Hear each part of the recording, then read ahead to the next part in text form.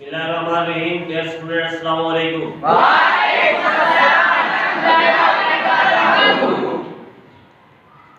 جیسا کہ آپ کو معلوم ہے کہ آج جمعۃ المبارک کا دن ہے، اور جمعۃ المبارک اللہ تعالیٰ کی طرف سے مسلمان کے لیے بہت بڑا گفٹ ہے، اور اس سے بڑی اور کیا بات ہو سکتی ہے کہ قرآن پاک میں پوری سورت جمعہ کے نام سے مشہور ہے، سورۃ الجمعہ. اور اس میں اللہ تعالیٰ نے فرمایا یا ایھا الذین آمنوا اذا نودی للصلاۃ من یوم الجمعہ فاسعوا الی ذکر اللہ وذروا البیع. اے ایمان والو، جب جمعے کی اذان ہو تو نماز کے لیے جلدی کیا کرو، اللہ کے ذکر کی طرف آؤ. اور اس کے اینڈ میں فرمایا واللہ خیر الرازقین، اور اللہ سب سے بہتر رزق دینے والا ہے. سبحان اللہ. اور جمعۃ المبارک میں جو سب سے قیمتی عبادت ہے وہ درود پاک ہے. اور درود پاک جب انسان پڑھتا ہے تو فرشتے منہ سے منہ لگا کر اس درود پاک کو سرکار دو عالم صلی اللہ علیہ وسلم کی بارگاہ اقدس میں پیش کرتے ہیں. اور آگے پیچھے ہفتے کے دنوں میں جب بھی انسان پڑھتا ہے تو اس کا درود پاک فرشتوں کے ذریعے پیش کیا جاتا ہے. آپ صلی اللہ علیہ وسلم نے فرمایا کہ جب جمعے کے دن درود پاک پڑھا جاتا ہے تو میں خود سنتا ہوں. سبحان اللہ. درود انسان پڑھتا ہے اور اللہ تعالیٰ اس کو قبولیت کی معراج تک پہنچاتا ہے، کیونکہ درود پڑھنے والے کو پھر نہیں دیکھا جاتا، درود جس پر پڑھا جا رہا ہے اس کو دیکھا جا رہا ہے. اور اللہ تعالیٰ سے جب ملاقات ہوئی تو آپ صلی اللہ علیہ وسلم نے معراج کا، ویسے بھی مہینہ جا رہا ہے رجب المرجب کا، 27 رمضان المبارک کو ہمیں پاکستان اللہ تعالیٰ نے گفٹ میں دیا. اور یہ وہ ہستیاں تھیں جنہوں نے محنت کی، اور 27 رجب جو ہے اس میں معراج ہوا آپ صلی اللہ علیہ وسلم کو. اور اس کا انکار جو ہے وہ کفر ہے، کیونکہ قرآن پاک واضح فرما رہا ہے کہ سبحان الذی اسریٰ بعبدہ لیلا من المسجد الحرام الی المسجد الاقصی الذی بارکنا حولہ.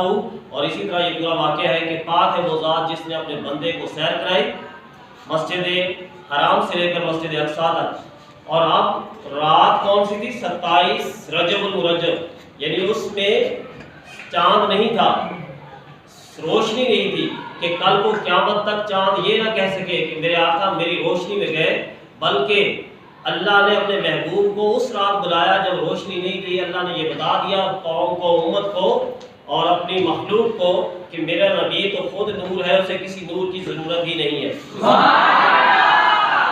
اور اللہ تعالیٰ سے جب آپ صلی اللہ علیہ وسلم نے جا کے ملاقات کی تو سب سے پہلی جو گفتگو تھی وہ تھی، ہم جو نماز میں تشہد پڑھتے ہیں، اللہ تعالیٰ سے آپ صلی اللہ علیہ وسلم نے یوں خاطب ہوئے کہ التحیات للہ والصلوات والطیبات، یہاں تک پڑھا اللہ کے حبیب صلی اللہ علیہ وسلم نے.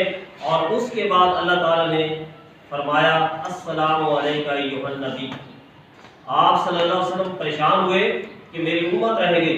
وہ لجپال نبی جو ہی پریشان ہوئے تو اللہ تعالیٰ نے فرمایا محبوب پریشان نہ ہو، میں آپ کی امت پر بھی سلامتی بھیج رہا ہوں، لیکن کنڈیشنلی سلامتی ہے. والسلام علینا علی عباد اللہ الصالحین، کہ اے محبوب تیرے نیک اور پاک بندوں پر میری سلامتی ہو. سبحان اللہ. عبادت گزار بندوں پر اللہ تعالیٰ نے سلامتی بھیجی. اور اس کے بعد درود پاک ہے. درود پاک جو ہے وہ آپ کو پتہ ہے کہ ایسی عبادت ہے جو اللہ لا شریک جو رب ہے وہ بھی اس میں شریک ہے. اور اس کے بارے میں قرآن پاک کی یہ آیات واضح ہے کہ ان اللہ و ملائکتہ یصلون علی النبی یا ایھا الذین آمنوا صلوا علیہ وسلموا تسلیما. بے شک اللہ اور اس کے فرشتے آپ صلی اللہ علیہ وسلم پر درود پڑھتے ہیں. اے ایمان والو، کس کو مخاطب کیا ہے؟ اے ایمان والو. یا ایھا الذین آمنوا اذا نودی یا ایھا الذین آمنوا صلوا علیہ وسلموا تسلیما. اے ایمان والو، تم بھی میرے محبوب پر خوب خوب درود اور سلام پڑھا کرو. تو اللہ تعالیٰ کا یہ وہ کام ہے جو اللہ بھی کر رہے ہیں، اللہ کے فرشتے بھی کر رہے ہیں، اور جو بھی یہ اس کام میں حصہ لے رہے ہیں ان کے دل کی، دنیا کی جو بھی تمنائیں ہیں وہ اللہ خوب جانتا ہے. وہ دنیا آخرت دونوں میں کامیاب ہوں گی، اور ان کی ضرورتیں ان کو مانگنی نہیں پڑے گی بلکہ اللہ تعالیٰ خود قبول فرما دے گا. اور جس دعا کے شروع اور آخر میں بھی درود پاک پڑھا جاتا ہے وہ دعا کبھی بھی رد نہیں ہوتی. تو اس لیے ایک تو درود پاک کی زیادہ سے زیادہ ورد کیا کریں، اور اللہ کے ذکر سے زبان کو تر کیا کریں، کیونکہ الا بذکر اللہ تطمئن القلوب، اللہ کے ذکر سے دلوں کو سکون ملتا ہے.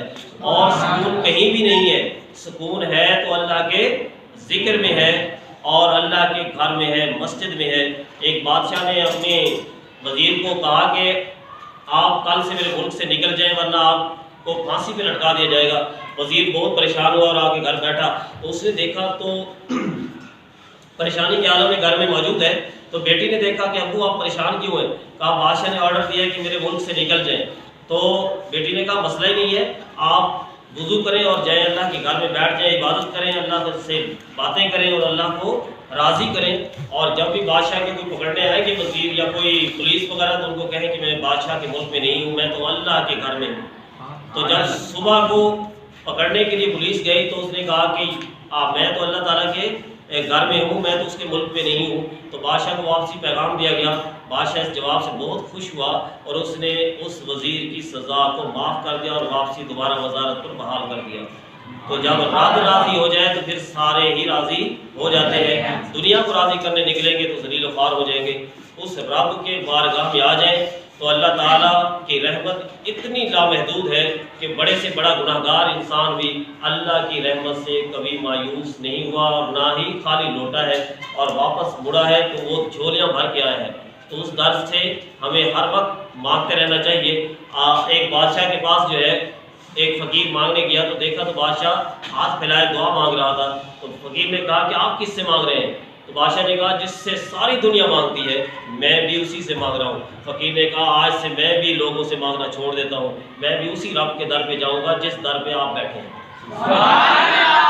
تو اس طرح ہمیں یہ اہمیت سمجھنی چاہیے کہ یہ درود پاک کی جو اہمیت ہے اور یہ جمعے کی جو اہمیت ہے اور باقی دنیا کے جتنے بھی ہمارے مسئلے مسائل ہیں ان کا واحد حل جو ہے وہ اللہ کے ساتھ دوستی ہے، اللہ کے رسول پر درود پڑھنے میں ہے، اور اس کے علاوہ باقی کہیں بھی پناہ نہیں ملے گی۔ پناہ ملے گی جدھر مرضی بھاگ لیں، واپسی تو اللہ تعالیٰ نے کے پاس ہی جانا ہے، اور اسی لیے اس سے بہتر ہے کہ دنیا کو خوش کرنے کی بجائے اس رب کو خوش کر لیں، اور جب رب تعالیٰ خوش ہو جائے گا تو پھر سارا جہان، ساری دنیا آپ کی عزت کرے گی۔